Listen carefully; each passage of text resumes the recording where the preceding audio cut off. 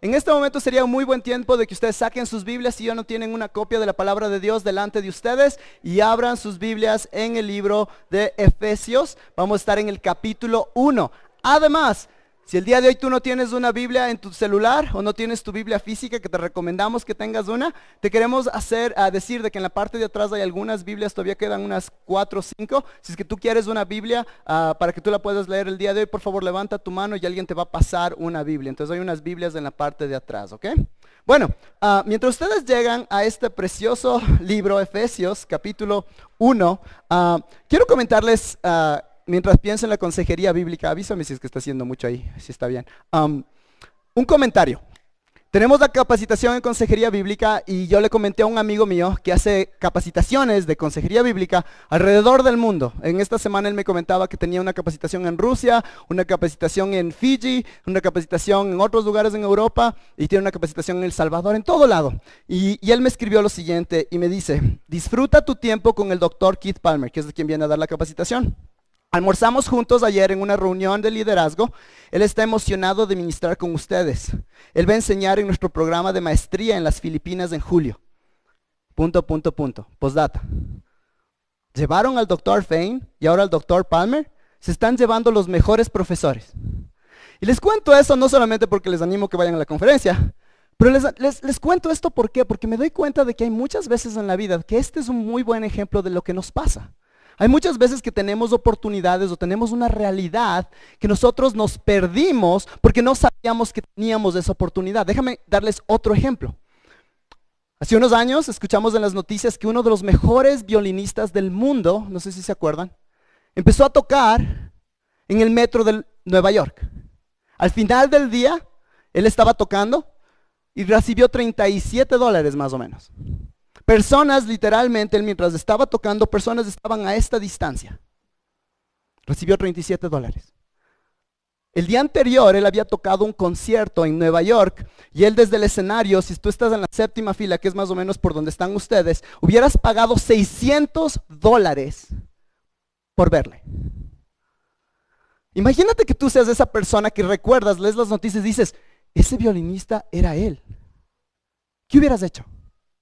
¿Te gustaría volver en el tiempo y poder decir: qué genial hubiera sido que en vez de yo estar ahí apurado con cualquier cosa, le quedaba viendo y disfrutaba lo que él estaba tocando? Es más, el violín que él estaba tocando era un violín muy especial que costaba $3.5 millones. El violín.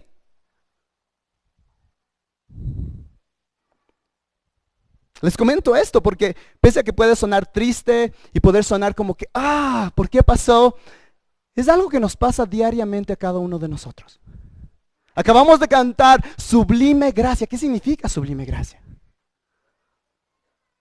Quizás es molestoso o quizás te ha pasado a ti de que te enteras de que una persona que ni le importa una actividad que a ti te gusta, un deporte que a ti te gusta, alguna situación que a ti te gusta, tiene el privilegio de poder ir al concierto, al partido o alguna situación, o conoce a una persona famosa que ni sabía quién era y tú sí le conoces, tú entiendes de qué se trata eso y no pudiste verle. Muchos creyentes estamos en una situación así actualmente. Pocos creyentes, sea porque están ocupados, por falta de preocupación, por distracciones, por falta de conocimiento, diariamente se pierden, nos perdemos de las riquezas que Dios nos promete en su palabra. Mientras enmarcamos este libro, les pido por favor que regresen a ver conmigo. Voy a leer rápidamente los versículos del 3 hasta el versículo 14, donde dice: bendito sea el Dios y Padre de nuestro Señor Jesucristo, que nos ha bendecido con toda bendición espiritual en los lugares celestiales, según nos escogió en Él antes de la fundación del mundo, para que fuéramos santos y sin mancha delante de Él. Nos predestinó para adopción como hijos para sí mediante Jesucristo, conforme al beneplácito de su voluntad, para alabanza de la gloria de su gracia, que gratuitamente ha impartido sobre nosotros en Él, amado. En Él tenemos redención mediante su sangre, el perdón de nuestros pecados, según las riquezas de su gracia, que ha hecho abundar para con nosotros en toda sabiduría y discernimiento. Nos dio a conocer el ministerio de su voluntad, según el beneplácito que se propuso en Él, con miras a una buena administración en el cumplimiento de los tiempos, es decir, de reunir todas las cosas en Cristo, tanto las que están en los cielos como las que están en la tierra. En Él también hemos obtenido herencia, habiendo sido predestinados según el propósito de aquel que obra todas las cosas conforme al consejo de su voluntad, a fin de que nosotros, que fuimos los primeros en esperar en Cristo, seamos para alabanza de su gloria. En Él también vosotros, después de escuchar el mensaje de la verdad, del evangelio de vuestra salvación, y habiendo creído, fuiste sellados en Él con el Espíritu Santo de la promesa, que nos es dada como garantía de nuestra herencia, con miras a la redención de la posesión adquirida de Dios para alabanza de su gloria. Hermanos, todo lo que acabo de leer en el idioma original es una sola oración. No hay comas, no hay punto y comas, quizás solo hay comas. Pablo en este momento, al empezar su carta, le saluda y como habíamos visto la semana pasada, se lanza, él explota, su corazón explota en que se aseguren las personas que le están escuchando de que ellos tienen una riqueza increíble. No te pierdas, hermano, en Éfeso, de lo que realmente tienes en Cristo. Ese es el punto de Pablo. Es una sola oración. 202 palabras en las que Pablo, inspirado por el Espíritu Santo, empieza a decir: ustedes son tan bendecidos. Por favor, acompáñenme con sus ojos. Aquí tratamos siempre, si eres nuevo en la fuente, de que no me veas tanto a mí, sino veas tu Biblia, porque ahí está la palabra de Dios. Entonces, quiero que siempre me estés acompañando en tu Biblia, viendo con tus ojos lo que voy a decir. Versículo 3 dice: bendito sea el Dios y Padre de nuestro Señor Jesucristo, que nos ha bendecido con toda bendición espiritual en los lugares celestiales. ¿Creen que Pablo tiene un punto aquí? Sí. ¿Cuál es? Vean qué bendecidos que son. La semana pasada empezamos esta sección y nos damos cuenta de que vamos a ver que Pablo, inspirado por el Espíritu Santo, va a decir: voy a llenarles su corazón en el Evangelio, dándose cuenta de que son tan bendecidos porque la Trinidad está trabajando aquí para que ustedes se den cuenta qué riquezas que tienen. Y empezamos la semana pasada, no debatiendo la doctrina de la elección, pero Pablo dice, celebrando la doctrina de la elección. Versículos del 3 al 6 hablan de eso. Vemos la elección del Padre y vemos cómo esa elección del Padre nos llena el corazón de un gozo, dándonos cuenta de que Dios, que no nos debía nada, nos elige, y eso nos lleva a celebrarle a Él. Después, el día de hoy, vamos a ver desde el versículo 7 hasta el versículo 10 nada más. Y de ahí, la próxima semana, si el Señor permite, veremos los siguientes dos versículos 11 y 12, donde vamos a ver que ahí vamos a celebrar lo que hizo el Hijo en la redención. Lo que vemos ahí es la redención, nos va a dar una herencia. Y finalmente, el versículo 13 y 14, vamos a ver que en Él también vemos que en el Espíritu Santo hemos sido sellados. ¿Por qué les cuento todo esto? Porque es importante de que cada vez que leemos la palabra, que estudiamos la palabra, entendamos el contexto de las palabras. Muchas veces usamos versículos en la Biblia para decir lo que queremos, y muchas veces vas a escuchar personas que van a usar versículos en la Biblia para decir lo que quieren y no lo que la Biblia dice. Entonces, un versículo sin su contexto es un pretexto, como me he escuchado decir, para decir lo que quieras. Entonces, ahora que estamos ahí dándonos cuenta de dónde estamos, vamos a ver específicamente qué es lo que hizo el Hijo. Por favor, acompáñenme una vez más en oración mientras preparamos nuestros corazones para lo que vamos a ver ahora. Padre, una vez más, ayúdame a quitarme del camino para que tu Hijo, la redención que tenemos en Él, y específicamente tu gloriosa gracia, sean lo que brilla en el día de hoy. Padre, el día de hoy celebramos el que creó todo. Padre, el día de hoy celebramos el que no nos queremos perder de su gloriosa gracia, de sus beneficios, Padre. Padre, no tengo las palabras necesarias para poder edificar a los hermanos, pero tu palabra es la que edifica, Padre. Entonces ayúdame a ser fiel en poder conversarla, en poder exponerla de una manera clara, Padre. Entonces ayúdanos el día de hoy, en el nombre de Cristo Jesús, amén. Entonces, empezamos versículo 7 y dice: en Él tenemos redención mediante su sangre. Ahora, quiero que vean antes de eso, dice en Él. No tenemos el tiempo ahorita de verlo, pero si tú ves desde el versículo 1 hasta el versículo 14, que es esta sección, vas a ver tantas menciones de Cristo. Vamos a ver que en el amado, en Jesucristo, en Él. Yo conté como 14 de ellas en esta parte tan corta de la palabra. ¿Cuál es el punto? Se habla muchísimo en este tiempo de que tenemos que ser cristocéntricos. ¿Por qué somos cristocéntricos? Porque la Biblia es cristocéntrica. La Biblia está hablando de Cristo. Cristo es el personaje principal en la historia de la humanidad. No tú, no yo. Muchas veces vemos a Cristo que hizo todas estas cosas porque yo soy tan bacán y me salvó y qué lindo que soy yo. No, el punto es que Él nos salvó para que Cristo sea el que le vemos como lo más hermoso. Amén.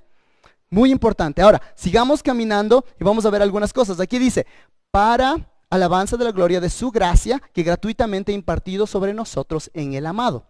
En Él tenemos redención. ¿Qué significa, hermanos, redención? Redención, hermanos, es un término conectado con el precio para pagar algo. Esto es el precio para pagar una redención, la liberación de un esclavo. Es el término que se usa para la liberación de alguien que estaba encarcelado, estaba esclavizado, una persona que está en cautiverio. Tú le redimes y eso significa que le estás liberando de estar como una persona cautiva. La semana pasada cantamos la canción hay libertad. De eso estamos cantando. Estamos cantando de que estábamos esclavos y ahora estamos libres. Este concepto lo hemos visto muchas veces en toda la Biblia. En el pueblo de Israel estaba ¿dónde? En cautiverio en Egipto, ¿verdad? Y Dios lo redime. Por eso se usa esa palabra, lo está sacando de la esclavitud. Algunos de ustedes estuvieron con nosotros hace mucho tiempo, no tanto tiempo, cuando estudiamos Oseas, ¿recuerdan? Y vemos que en el libro de Oseas, a Oseas tiene que volver donde su esposa, que debido a su prostitución termina siendo esclava. Y él dice, yo te compré, yo te redimí. Y esa es la idea aquí. Dios está redimiendo, sacando de la esclavitud. Algo importante que tenemos que saber es que los creyentes del primer siglo estaban familiarizados con la idea de la esclavitud.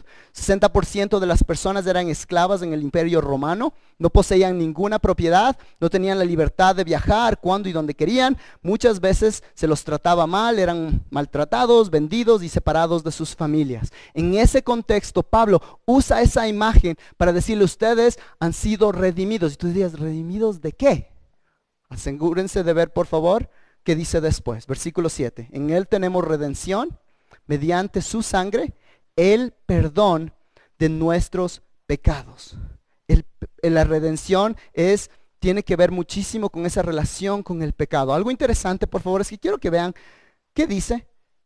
El perdón de nuestros pecados. Esto para algunos de ustedes quizás suene raro. Si tú has estudiado a Pablo, Pablo normalmente dice la libertad del pecado. Y está hablando de los pecados. ¿Cuál es el punto aquí, mis hermanos? El punto es que todos nosotros tenemos pecados. El punto es que todos nosotros tenemos un problema mucho más grande de lo que creemos. Hace algunos años, recuerdo cuando empezamos la iglesia, una persona estaba yendo en el medio de situaciones muy, muy difíciles y me llamó y nos sentamos y estábamos conversando y esta persona me quedó viendo en los ojos una vez y yo ni siquiera había dicho nada y me quedó viendo y me dice, pero Jota, date cuenta, yo soy un buen tipo.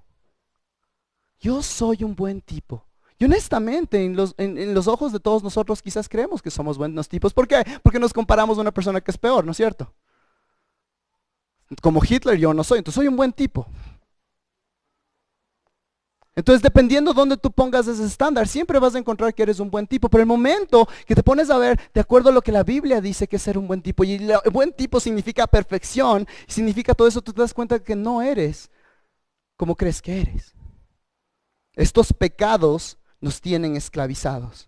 Toda la humanidad está en una situación sin Cristo, está esclavizada. Todos somos esclavos a nuestros pecados, a nuestras codicias, a nuestro orgullo, a nuestras envidias. Todos somos personas que adoramos a algo. Y ese algo muchas veces es algo que no es Dios. Y eso es un pecado. Todo mundo es religioso. Sea tu cuerpo, sea el cuerpo de una persona, sea tus estándares, sea tu hijo, sea tu esposo, sea tu esposa, sea el poder, sea el dinero, sea algún tipo de estupefaciente, sea algún tipo de cualquier tipo de cosa. Todo el mundo está adorando a algo y eso algo está quitándole la gloria de Dios y es por eso que vivimos en pecados. Miren por favor lo que dice Tito 3:3, creo que está en la pantalla, por favor escúchenlo. Dice, porque nosotros también, Tito, Nosotros también en otro tiempo éramos necios, desobedientes, extraviados, esclavos de deleites y placeres diversos, viviendo en malicia y envidia, aborrecibles y odiándonos unos a otros. Romanos 6:17 dice, pero gracias a Dios que aunque erais esclavos del pecado, la Biblia pinta una idea muy distinta de que somos buenos tipos, pero dice que somos esclavos. El día de hoy te pido que por favor pauses por un momento y digas, ¿qué es lo que me esclaviza? ¿O qué es lo que me esclavizaba anteriormente? Si estás en Cristo, como vamos a ver, y estás libre de esas cadenas, pero esas cadenas te siguen diciendo, ven, era tan lindo ser esclavo. ¿Recuerdan lo que pasó con el pueblo de Israel? Salen y dicen, pasábamos lindo en Egipto. Pero hay personas aquí el día de hoy que tú sigues siendo esclavo o esclava de algún tipo de deseo. Y lo puedes llamar un hobby, lo puedes llamar tu identidad, lo puedes llamar tantas cosas. Y esas cosas en realidad te están esclavizando. La palabra de Dios después dice, miren lo que dice el versículo 5, el perdón de vuestros pecados. La idea de perdón tiene la idea bíblicamente de quitar la culpa moral y el justo pago de esos pecados. Es el cancelar una deuda, es la idea de echar las cosas. Una vez más esa canción, eso me gusta de canciones teológicas que te enseñan, ¿verdad? Esa canción dice, tomó mis pecados y los echó a la mar. Esa es la idea de perdón. Todos esos pecados, por algún motivo, Dios los quita y te perdona. Tú que estabas siendo un esclavo, ya no eres más un esclavo, sino estás redimido. Y tiene un resultado práctico. Estoy yendo al revés, fue el punto 1, después voy al punto 3, vamos al punto 2. Entonces, ¿cuáles son los resultados de ser redimidos, mis hermanos? ¿Cuál es el resultado de ser redimido? Porque a veces hablamos de estos términos teológicos. El perdón de Dios. ¡Wow! Decimos, y hay este teólogo que habla del perdón de Dios. Y este otro teólogo habla de la redención. Pero esos conceptos tienen ideas muy prácticas para el día a día tuyo. Si tú eres redimido de Dios, lo primero que pasa es que estamos redimidos de la pena del pecado, del castigo del pecado. El pecado se merece muerte. Y el momento que tú eres redimido, no solamente estás redimido, estás fuera de la esclavitud de ese pecado, pero has sido redimido de la ira de Dios.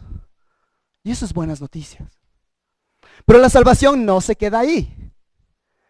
Además de eso, no solamente que estás siendo redimido de la pena del pecado, pero estamos siendo redimidos del poder, palabras con P para recordar, la pena del pecado. Lo segundo es que estamos siendo redimidos del poder del pecado. Si tú tienes a Cristo como tu Señor y Salvador, el Espíritu Santo está haciendo de tal manera que ese pecado que antes te tenía anclado a Él, te tenía esclavizado, te tenía con una cadena, poco a poco pierde su poder.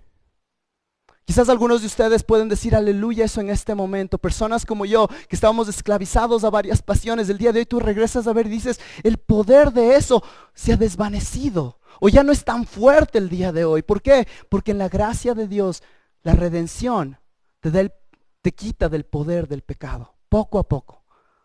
Y eventualmente tú dirías, entonces en algún momento yo no voy a tener poder sobre mí el pecado para nada. No, necesariamente. Y es por eso que esta redención también significa que vamos a ser en un momento redimidos de la presencia del pecado. Vamos a movernos, Dios nos va a quitar de este mundo donde el pecado está en todo lado y tenemos que estar peleando y vamos a estar en un lugar donde ya ni siquiera hay la presencia del pecado, donde estamos con Dios. Amén. Entonces para el creyente, dense cuenta, ya no tienes que pagar del pecado. El poder del pecado disminuye en tu vida. Y tercero, tienes una promesa de que eventualmente ya vas a estar lejos de la presencia del pecado. ¿Se dan cuenta qué práctico que es la redención? No es solamente una idea, una cosa que quizás cantamos, una cosa que quizás escuchamos en algún lado, pero esto es importante para tu vida. Ahora obviamente, ¿dónde encontramos esa redención? Veamos en el texto, por favor. Versículo 7. En Él tenemos redención mediante tiene la idea de los medios, nos va a decir cómo es que tienes esta redención del pecado, cómo es que tú tienes este perdón del pecado. Necesitamos algo ahí, ¿por qué? Porque esta es una transacción, ¿verdad? Cuando alguien se redime es que pagas algo y te devuelven algo. Entonces, ¿qué es lo que tuvimos que pagar o qué es lo que se tuvo que pagar para que tú salgas libre? Y dice aquí que tenemos la redención mediante su sangre. Una precaución aquí. Vivimos en un contexto permeado por el catolicismo. Mientras estaba yo estudiando, me di cuenta de que hay veneración a la sangre de Cristo. El enfoque es específicamente la sangre. Inclusive en la antigüedad se creía que tenías las gotas, sea de María, sea de Jesús, y esas gotas en sí mismo, la gota misma, era venerada. ¿A eso se refiere este texto? No. El enfoque aquí no está en la sangre como elemento, pero en la sangre como una imagen de algo muy importante. La sangre aquí se usa como un término sinónimo de un concepto muy importante: la muerte sacrificial sustitutiva de Cristo. Pónganse los cinturones. La muerte sacrificial sustitutiva de Cristo. Y ustedes digan, wow, ¿qué es eso? Pero esto es muy importante darnos cuenta. Muerte sacrificial, no solamente la muerte, pero el tipo de muerte. Tenía que ser una muerte sacrificial, una muerte sangrienta que era necesaria para satisfacer la justicia de Dios. Y por eso es la base por la que somos redimidos y por la que ya no tiene el poder el pecado en nuestras vidas. Una pregunta para ustedes hoy, mis hermanos. ¿Qué pasaría si Dios hubiera mandado a Jesucristo y Jesucristo hubiera dicho todo lo que hizo, hubiera hecho los milagros, hubiera vivido una vida perfecta, etcétera, etcétera, y después Él se muere de viejito por razones naturales? ¿Podías haber sido redimido? ¿Podía haber habido el perdón de tus pecados? Pero murió. Esto es muy importante darnos cuenta. Hebreos 9:22 dice: y según la ley, casi todo es purificado con sangre, y sin derramamiento de sangre no hay perdón. Romanos 3:25, a quien Dios exhibió públicamente como propiciación, es la misma idea, por su sangre, a través de la fe, como demostración de su justicia, porque en su tolerancia Dios pasó por alto los pecados cometidos anteriormente. Y ahí es donde nos vamos a la idea de que no solamente es una muerte sacrificial, pero es una muerte sacrificial sustitutiva. Tú, yo, teníamos que estar en esa cruz. Tú y yo teníamos que pagar por cada una de nuestras transgresiones, y Dios en su gracia manda a su Hijo a morir por nosotros. Uno de mis versículos favoritos de 2 de Corintios 5:21, que dice: al que no conoció pecado, lo hizo pecado por nosotros, para que fuéramos hechos justicia de Dios en él. Les he dicho esto 10,000 veces, pero a mí me encanta decirlo de esta manera: al que no conoció pecado, le hizo pecado por nosotros, para que la fuente fuera hecho justicia de Dios en él. ¿Para qué? Juan Fernando Moncayo sea justicia de Dios en él. Es increíble, es un intercambio glorioso en el cual, por la gracia de Dios, yo que me merecía el pecado, no solamente que Cristo es el que muere por mí, pero después toda la cuenta de justicia de Dios, de Cristo, esa vida perfecta, se me pone en mi cuenta. Hay personas que hablan muchas veces de que nosotros que estábamos en deuda con Dios, ahora estamos en cero. ¡Mentira! Nosotros estamos en deuda con Dios. Dios no solamente nos puso en cero, pero nos da las riquezas de Cristo. Eso es algo por lo cual celebramos. La obra de Dios es algo increíble, mis hermanos. Es algo increíble. Ahora, esto es algo de esas cosas que a mí me encantan, porque dense en cuenta que está en el medio entre en Él, que es en Cristo, y redención mediante su sangre, el perdón de nuestros pecados. Hay una pequeña palabra ahí. ¿Cuál es esa palabra? Tenemos. Y tenemos.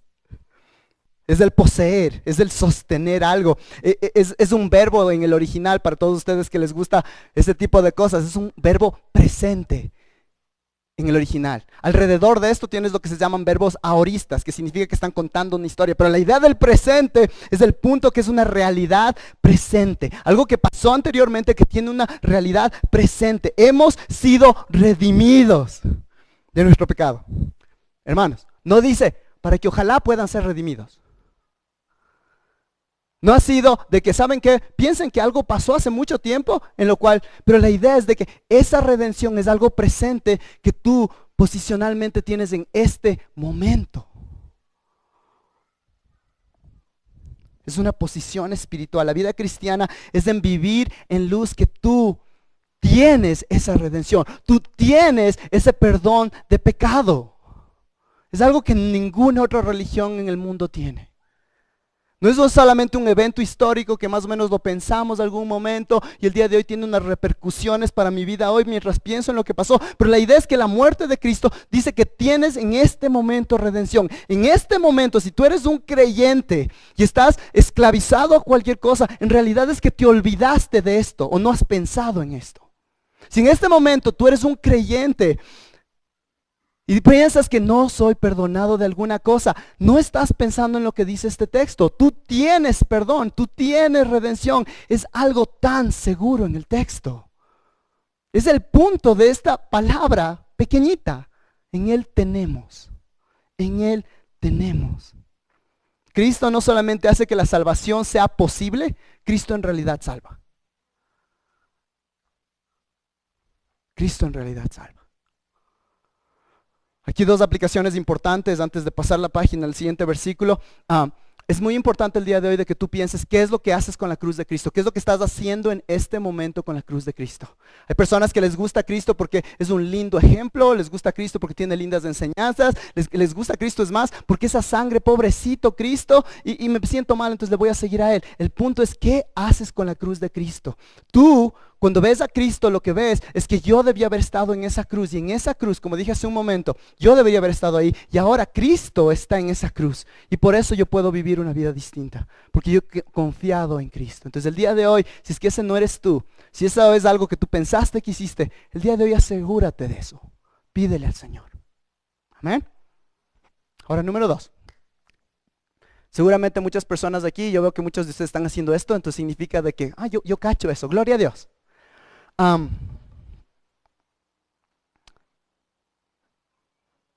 Estamos hablando de esclavitud, hermanos. El día de hoy, como dije hace un momento en mi oración, es el día de la tierra. Y algo que yo veo y me parece chévere es que estamos creciendo en un entendimiento quizás de cuidar más la tierra. Yo recuerdo y he visto, si tú vas a tu Facebook, si tú vas a diferentes lugares, tú ves que personas le ven a un perrito encadenado y lo que van es le toman una foto y le mandan a todo el mundo para que vean qué terrible es estas personas que encadenan a un perrito. Y está mal quizás, y no es algo que yo creo que está bien. Y nos duele, y qué pobre perrito. Y ahora, hermano y hermana amados, ¿cuánto más nos debería doler? De que en este mundo, a nuestro alrededor, tenemos familiares, tenemos personas amadas, tenemos amigos, tenemos personas en nuestro trabajo, en nuestros equipos de fútbol, en nuestro colegio, a nuestro alrededor, quizás entre nosotros, que claramente están encadenados. Y nos duele menos que cuando vemos a un perrito encadenado. Tenemos un llamado increíble de que podamos compartir ese precioso mensaje de liberación. Liberación del pecado, liberación de la culpa, que somos redimidos. Ya no más tienes que ser un esclavo. El Padre dio a su Hijo. Que Dios mueva nuestros corazones a corazones que en realidad aman a la gente. Yo necesito escuchar eso. Y aquí empieza la transición y empezamos de aquí desde el versículo 8 en adelante. Aquí vamos a ver en cambio no solamente cómo esta redención es importante, pero vamos a ver que la redención está apuntando a algo mucho más importante, que es la gracia de Dios en ser redimidos. Honestamente yo creo que ahí podríamos terminar nuestro mensaje y decir, ok, terminemos en oración y listo. Pero Pablo no hace eso. Pablo está recién comenzando a decirnos lo que quiere que entendamos. Él quiere no parar ahí en la redención, que es algo increíble, es algo importante, es algo que podemos ver que va desde el Antiguo Testamento, es una imagen preciosa, esto de las cadenas, etcétera, etcétera, está todo hermoso. Pero Pablo en cierta manera lo que está diciendo es, ahora cojo de la mano y te quiero llevar a un lugar inclusive más hermoso que eso. En cierta manera lo que estamos viendo es de que Pablo lo que usó es que esta redención es como la puerta. Él nos está ayudando a caminar y abre una puerta que se llama redención para entrar a otra habitación. Y en esta otra habitación Él nos va a enseñar algo totalmente increíble. La redención se convierte en nada más como la bisagra que abre una puerta increíble a un lugar donde cada cristiano debería pasar tiempo. Miren por favor el versículo 7 al final, donde dice: en Él tenemos redención mediante su sangre, el perdón de nuestros pecados. No se acaba ahí. Según las riquezas de su gracia. esta redención, que es el perdón de nuestros pecados según su gracia, esta transacción garantizada está basada en su gracia. Y si ustedes recuerdan, quizás si estuviste la semana pasada, de no solamente mira tu Biblia, miren el versículo de más arriba lo que dice: para alabanza de la gloria de su gracia. Ahora dice, según las riquezas de su gracia. Es más, el versículo 6 en algunas otras traducciones podría haber dicho, para alabanza de su gloriosa gracia. Y dense cuenta, hermanos, que dice según las riquezas de su gracia. Atención, según las riquezas de su gracia, no dice de las riquezas de su gracia. ¿A qué te refieres? Es una cosa dar algo de lo que tienes y es otra cosa dar de acuerdo a lo que tienes. Por ejemplo, digamos que el día de mañana el Señor manda a una persona con muchísimo dinero, una persona que es millonaria. Llega el día de mañana una persona millonaria aquí a la fuente y se sienta en una de las bancas y decimos, ¿saben qué? Tenemos una campaña en la cual queremos ayudar de alguna manera y decimos, ¿saben qué? Vamos a hacer una ofrenda y después personas pueden pasar y dar una ofrenda y tú ves que esta persona pasa adelante y da de sus riquezas y saca y dice, $5. Está dando de sus riquezas. Tiene todo ese dinero y él cogió $5 y puso. Dar de acuerdo o según su riqueza significa que esa persona pasa adelante y te escribe un cheque por $50,000. De acuerdo a su gracia, de acuerdo a sus riquezas. El punto aquí es que Pablo está diciendo que un Dios con tantas perfecciones, que es tan hermoso, que tiene atributos increíbles, un Dios infinito, va a dar una gracia de acuerdo a esas riquezas, ¿me entienden? Muchas veces cuando pensamos en la gracia es un concepto. Lo que Pablo está diciendo es que cuidado, hermanos. No es un solo concepto. Es algo que entras y te das cuenta de que esto es lo más importante. Las riquezas de su gracia. Su gloriosa gracia. Hermanos, en cierta manera, el momento que entramos de esa habitación, nos damos cuenta de que pese a que la redención nos ayudó a entrar a este lugar, regresamos a ver y vemos exacto una riqueza en esa gracia. Vemos una gloriosa gracia. Nos damos cuenta que esa puerta nada más nos ayudó a entrar al lugar donde debemos estar, dándonos cuenta de que todo tenía que ver con su gracia, de que Él no tenía que hacer nada por nosotros y aún así nos entregó este precioso regalo de la salvación. Y vamos a ver un poquito más de esto. Versículo 8. Nuestros pecados según las riquezas de su gracia, que ha hecho abundar para con nosotros. Que ha hecho abundar para con nosotros. Esta gracia rica y gloriosa no es algo que Cristo nada más lo tiene ahí en este cuarto, sino que esa gracia está ¿dónde? En ti, creyente. ¿Cómo cambiaría tu vida si te das cuenta que esa gracia que estamos hablando, que Pablo la pinta con estos colores maravillosos, te das cuenta de que no es una idea, sino es algo que si tú estás en Cristo, la tienes dentro de ti? Cambiaría nuestras vidas. Y por si acaso no es algo de que quizás la tengas. Si tú eres un creyente, Pablo dice una vez más que tenemos, ya la tienes. Es por eso que el capítulo 4 empieza diciendo, camina de acuerdo a este llamado. Mi rol el día de hoy, el rol de la predicación de la palabra es el día de hoy, si tú estás en Cristo, recordarte que esto es quien eres tú. Vive de acuerdo a esa realidad. Esa palabra abundar, esa palabra donde dice que abunda en nosotros, tiene la idea de algo extravagante, algo generoso, algo, valga la pena decir, abundante, de dar de tal manera que llena y desborda. Ejemplo, ¿qué es lo que pasa en Quito cuando llueve un montón? Se inunda. Ok, pensemos un poquito qué es lo que pasa cuando se inundan las calles. Llega la lluvia, las alcantarillas tratan de llevar el agua, las alcantarillas se empiezan a llenar, llega al tope, ya no alcanza nada más, ¿y qué es lo que empieza a pasar? El agua empieza a salir. Hermanos, la gracia de Dios abunda de tal manera que llega al creyente, se empieza a llenar y es tan grande que no lo puede aguantar, que empieza a sobreabundar.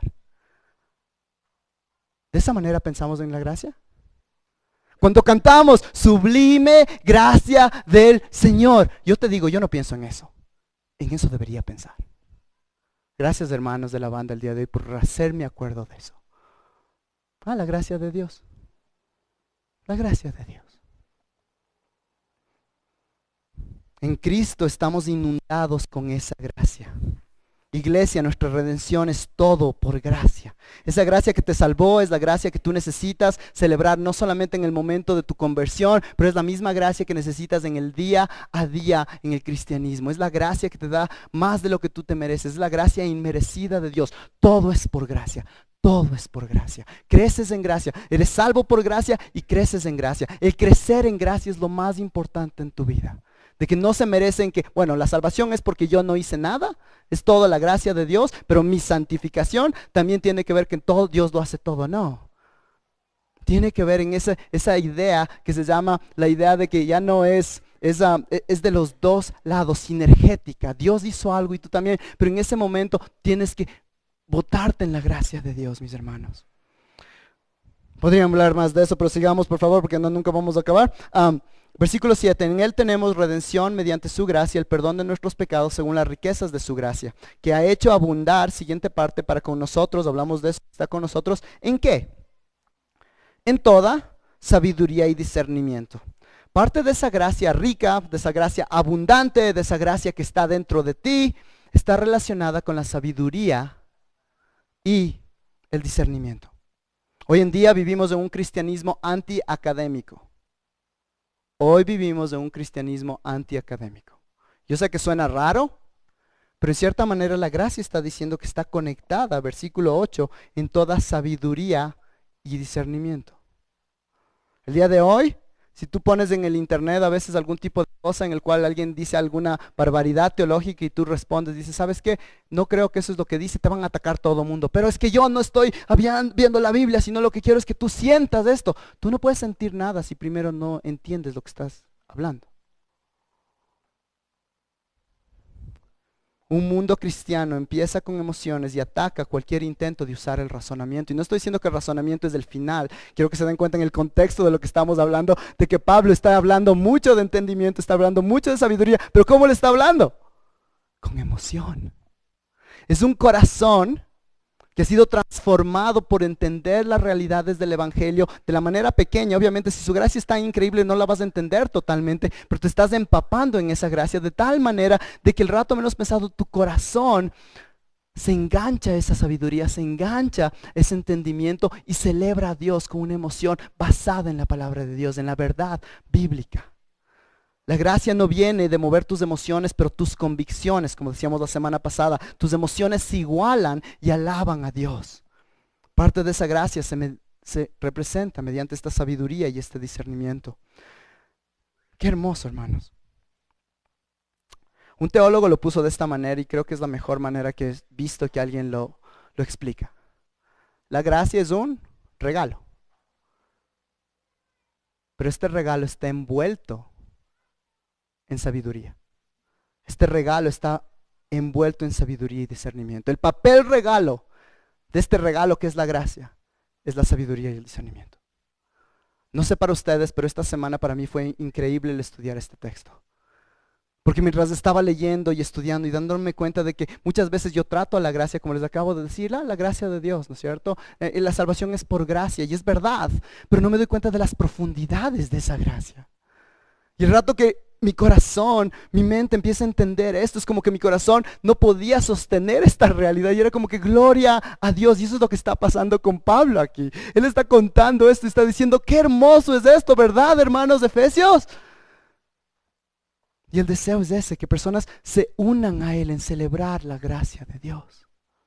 Entonces, una vez más, seguimos hablando de la gracia. Entonces, esa gracia es rica, esa gracia está en abundancia en las personas. Esa gracia está conectada con la sabiduría y discernimiento. Y finalmente, esa gracia nos da a conocer el misterio de su voluntad. Y aquí es donde necesitamos pausar un poco, porque las otras partes son bien directas en cierta manera. Esta nos va a tomar un poquito más de trabajo, pero no es difícil, mis hermanos.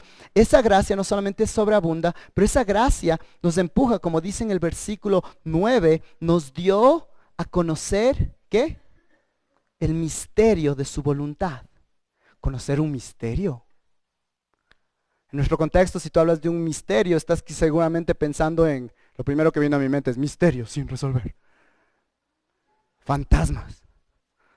cosas espeluznantes, esotéricas, enigmáticas. Bíblicamente, cuando hablas de un misterio, esta palabra se usaba para decir que algo que estaba previamente escondido ahora ha sido revelado. Esa era la palabra misterio en ese entonces. Un ejemplo el día de hoy seguramente podría ser la tecnología. Ya no tanto como antes. Yo sé que algunos de mis queridos hermanos que no son fans de los iPhones van a reírse, pero anteriormente tú esperabas con ansias cuando Steve Jobs anunciaba que iba a revelar un nuevo producto, ¿no es cierto?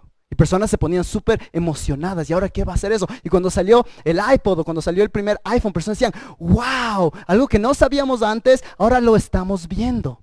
La idea aquí es de que había algo que las personas no sabían que Dios estaba revelando. ¿Qué creen que es? Amén.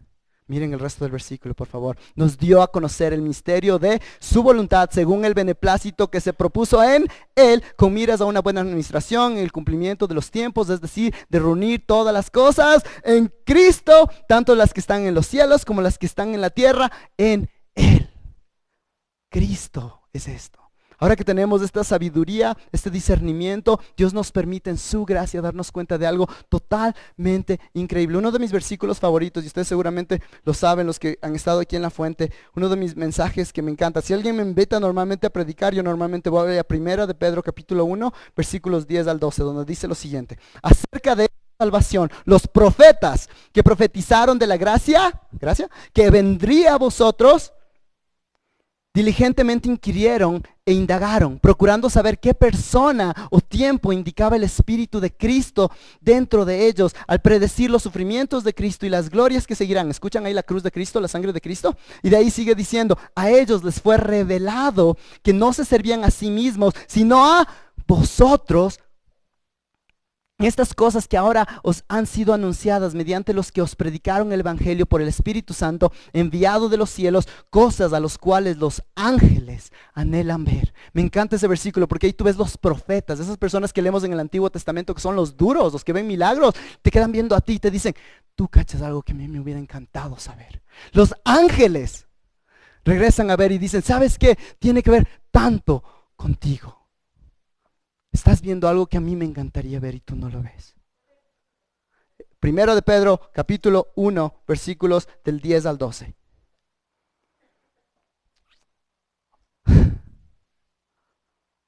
Hermanos, ¿atesoramos de esa manera el Evangelio?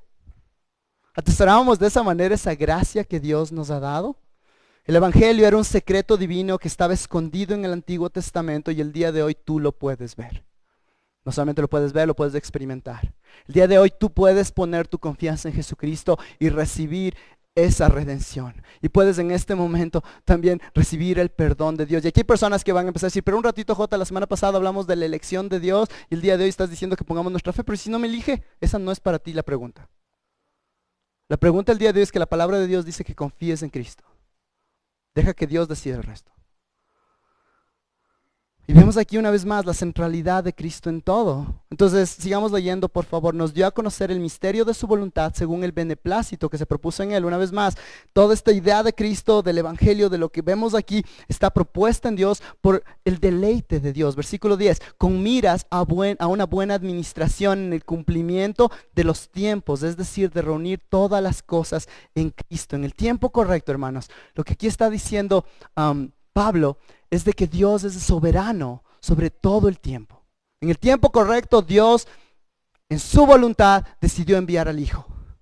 En el tiempo correcto, y yo estoy convencido aquí de que este tipo de palabras, si lo vemos en el griego, tiene muchísimo que ver con un futuro, es que en algún momento en el futuro también vamos a ver que todas las cosas vienen en Cristo en el futuro también. Entonces, de cierta manera vemos esa realidad del ahora, pero no todavía totalmente. Cristo, hermanos, no solo es el plan, no solamente es la herramienta, Cristo no solamente era la manera como Dios te quiso redimir, todas las cosas son la verdad, pero el punto aquí es que Cristo es el punto central del plan, Cristo es el punto central de la historia, Cristo es el punto central para que tenga redención, era para que las personas le vean a Cristo. Es mucho más allá de que tú y yo no vayamos al infierno. Va mucho más allá que tú y yo seamos libres de nuestras dificultades. Va mucho más allá de eso, mis hermanos. Lo que Pablo está tratando de mostrarte el día de hoy es de que quites tus ojos de ti mismo y veas que eres plan en Cristo Jesús de algo totalmente increíble. Un plan histórico, un plan de redención que va más allá de tus, qué sé yo, 50, 60, 70, 80, 90, quizás hasta 100 años. Tiene más que ver de eso. Es Cristo el centro. Cristo es el centro. Miren lo que dice al final, con esto estamos por terminar. Dice, es decir, el reunir todas las cosas en Cristo. Esa idea de reunir todas las cosas, está diciendo que el punto principal es Cristo. La palabra para cabeza en el griego es la palabra kefalé. Y la palabra que se usa aquí en el griego es la palabra anakefalá isostai. ¿Escuchan la palabra cabeza ahí? La palabra está ahí. Es la idea de que Cristo es la cabeza de todas las cosas. El día de hoy están personas celebrando el Día de la Tierra. Y aquí estamos celebrando el que creó la Tierra, el que es la cabeza de la Tierra. El que es la cabeza de la humanidad, el que es la cabeza de todo lo creado. No hay, como hemos dicho muchísimas veces, no hay un milímetro de la humanidad, del universo, de todo, donde Cristo no repunta y dice, eso es mío. Y a Él estamos celebrando hoy. Por eso se llama la celebración, hermanos. Y dense cuenta aquí que dice tanto las cosas que están en los cielos como las que están en la tierra. Esto nos hace acuerdo a Génesis 1:1, donde Dios crea los cielos y la tierra. La idea es la totalidad, pero también lo que Pablo quiere hacer aquí es que pauses y digas en los cielos, las partes celestiales, las partes espirituales, Dios tiene control ahí, Cristo tiene el control ahí, y las partes de la tierra, las cosas del día a día, también Cristo tiene control ahí. Esto es clave para todos ustedes y para mí también y para todos nosotros y para las personas que leyeron esto la primera vez que se le leyó. ¿Por qué? Porque la ciudad de Éfeso era una ciudad muy espiritual. ¿Se acuerdan? El templo, los encantos de Éfeso. El día de hoy hablamos mucho de eso. Muchas personas que vienen a la iglesia, una pregunta clara es, ¿y ahora qué hago con la cosa de los demonios? Y una vez yo me acuerdo que uno de mis primos me dio un tablero de Ouija. ¿Y ahora qué hacemos? Y hacemos esta idea de que las cosas del demonio y las cosas espirituales están por aquí. Y que Cristo viene y les empuja y de ellos ganan y después viene y después se va. ¿Cuál es la idea del texto? Aquí están las cosas y llega Cristo y les aplasta. No hay ni pelea ahí. El día de hoy confía en Cristo. Confía en Cristo. Muchas personas hacen esa pregunta, y ahora hay las cosas espirituales y todo eso. Cristo. Ya. Más grande es el que está en ti que está en el mundo. Y dense en cuenta que no se acaba solo en eso, pero después empieza a hablar de qué. Y en la tierra. De aquí es la parte que quiero que por favor escuchen de una manera especial. Porque esta otra parte vamos a hablarla después en el capítulo 6, eventualmente, si vamos a este paso. Pero algo increíble aquí es que dice que todas las cosas están en la sujeción de Cristo, tanto en los cielos como en la tierra. En la tierra, el lugar específico. Cuando vamos a hablar del misterio en el capítulo 3, está hablando de la iglesia. Y el punto aquí era de que por primera vez en la historia de este plan eterno, es que los gentiles y los judíos se reúnen en un lugar como en una iglesia y están celebrándole al mismo Dios. Algo que en la antigüedad no te hubieras poder imaginado. El día de hoy yo veo alrededor y veo personas de Cuba, veo personas de Venezuela, veo personas de Canadá, veo personas del Ecuador, veo personas de muchos lugares aquí. Y eso es a lo que se refiere. Se refiere de que Cristo es la cabeza de tal manera que cualquier otra cosa secundaria es secundaria. Cristo es lo más importante. Aquí veo personas que quizás tienes guaguas chiquitos, hay otras personas que no están casadas, hay otras personas que están casadas, hay unas personas que están en otra edad. En una iglesia, una manera práctica de vivir la cabeza de Cristo sobre todas las cosas, es que hacemos que el evangelio sea lo más importante. Si nos dividimos, es por el evangelio, no por nada más. No, es que a mí no me gusta cómo cocina esa señora. No voy a esa comunidad porque no hay muchos niños en esa comunidad. No importa, porque Cristo es más importante que mis niños. Cristo es más importante que cualquier otra cosa, ¿me entienden? Ese es el punto de este texto. Que la fuente esté llena de personas de diferentes contextos, de diferentes colores, con diferentes maneras de hablar, con diferentes acentos, con diferentes cosas. Y todos llegan juntos aquí, ¿por qué? Porque Cristo es la cabeza.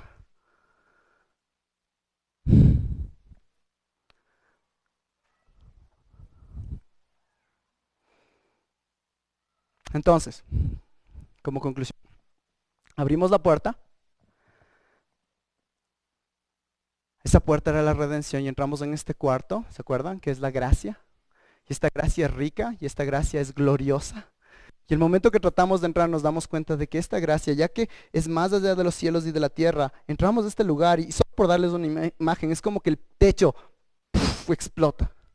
Y nos damos cuenta que estamos en un lugar santo, donde la gracia de Dios es algo que no podemos entender. Y por eso le pedimos a Dios que nos ayude a entenderlo. Pero que eres parte y celebras esa gracia que es tan, pero tan, pero tan increíble. Esa gracia y vive dentro de mí. Y esa gracia está en sabiduría y entendimiento. Y en esa gracia yo soy parte de un plan que es más grande que mí. Y eso es tan importante el día de hoy. Porque la iglesia, muchas personas venimos a la iglesia porque la iglesia se trata de que me llenen mis necesidades.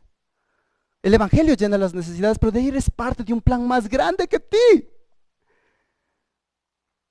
¿Qué pasa entonces el día de hoy, mis hermanos? Cuando nosotros llegamos y vemos esa gracia gloriosa y llegamos donde Dios y le decimos, es que tú no sabes mi pecado. Tú no me puedes ayudar, Dios, porque tú no sabes mi pecado. Esa quizás es donde estás tú el día de hoy. No has hecho una decisión por Cristo porque dices, es que tú no sabes mi pecado. Pastor, tú no sabes. Si tú supieras lo que yo hice, Dios no me podría salvar.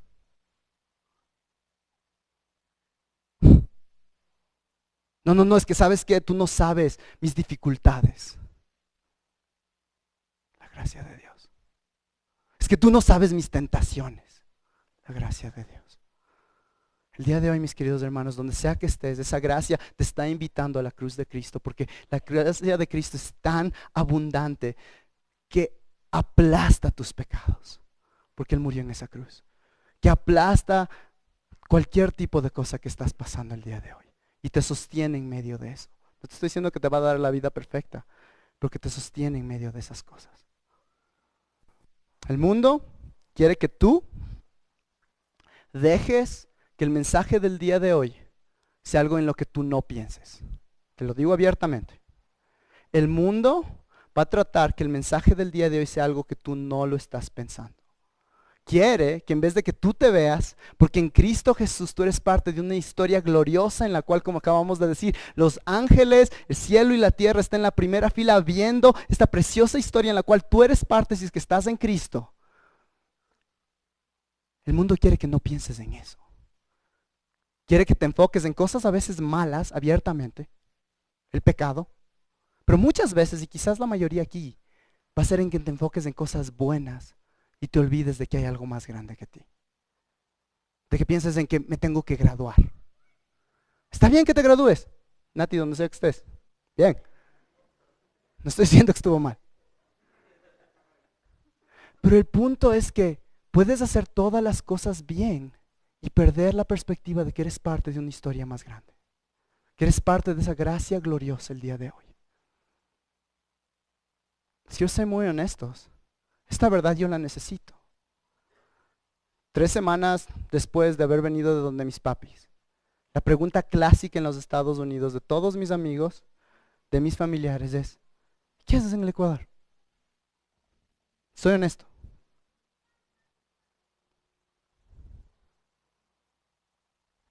Cuando yo pienso en verle a mi guagua corriendo con sus primos, cuando yo pienso en levantarme y poder verle a mi ñaña, yo me llevo súper bien con mi ñaña y con mi ñaña. Lo único que te puede mantener ahí es porque es parte de una historia más grande. El día de hoy te está llamando a ti a que seas parte de una historia más grande. Levanta la cabeza del piso y recuerda que si estás en Cristo eres parte de una historia más grande que ti. ¿Qué pasaría en nuestra iglesia, mis amados, si es que el día de hoy salimos de aquí y decimos, yo soy parte de una historia más grande? ¿Cómo trataríamos a nuestros esposos o nuestras esposas? ¿Cómo trataríamos a nuestros hijos? ¿Qué tipo de decisiones daríamos? ¿Qué tipo de amistades tendríamos? ¿Qué tipo de conversaciones tendríamos? ¿Cómo nos vamos a jugar fútbol? ¿Cómo animaríamos en el fútbol? ¿Cómo haríamos cualquier cosa en nuestras vidas recordando de que somos parte de una historia más grande? Dios hace esto por tu gozo y por su beneplácito.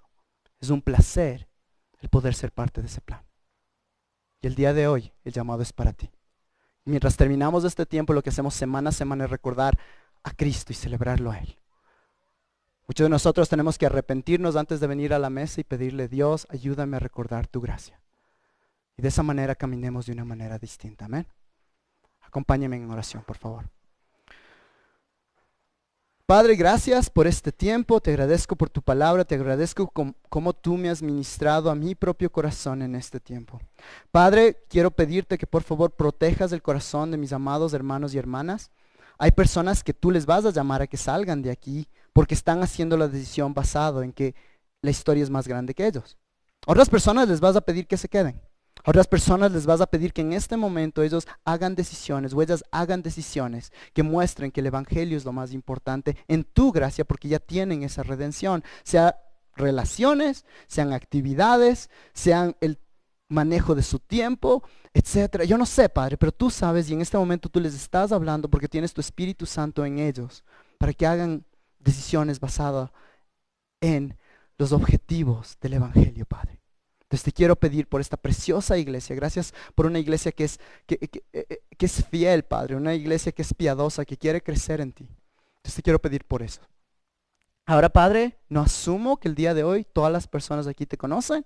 La palabra dice que tienen que estar en Cristo para que pase esto. El día de hoy hay personas que tú les estás llamando a que se arrepientan de sus pecados, confiesen que te necesitan y estén ahora sí en Cristo. Confíen en ti como su Señor y Salvador, Padre. Y te pido por eso también.